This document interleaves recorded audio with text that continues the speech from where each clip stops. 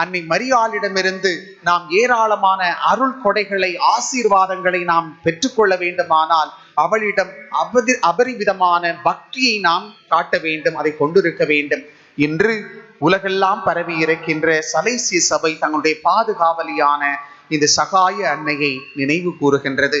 இந்த திருப்பலியிலே அனைத்து சலேசியர்கள், சலேசிய உடன் உழைப்பாளர்கள், அருட்சகோதரிகள், சகோதரர்கள் மற்றும் இந்த சலேசிய குடும்பத்தை சார்ந்த அனைவருக்காகவும், அவர்களுடைய பராமரிப்பிலே இருக்கின்ற இளைஞர்கள், மக்கள் அனைவருக்காகவும் நாம் இந்த திருப்பலியிலே ஜெபிப்போம்.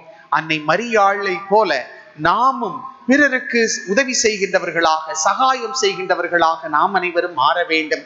சகாய தாயை நம்முடைய தாயாக ஏற்றுக்கொள்ளுகின்ற நாம் அனைவரும் பிறருக்கு சகாயம் செய்ய, உதவி செய்ய தயார் நிலையிலே இருக்க வேண்டும். அன்னை மரியாளினுடைய அன்பு பக்தர்கள், அவருடைய மகன்கள், அவருடைய மகள்கள் அவரை போல்தான் இருப்பார்கள். அதைத்தான் தொன்போஸ்கோவும் அனைவருக்கும் எடுத்து சொல்லுவார். புனித தொன்போஸ்கோ சொல்லுவதை போல சகாய அன்னையை போல அந்த நல் மனம் கொண்டவர்களாக நாம் அனைவரும் வாழ வேண்டும், மாற வேண்டும்.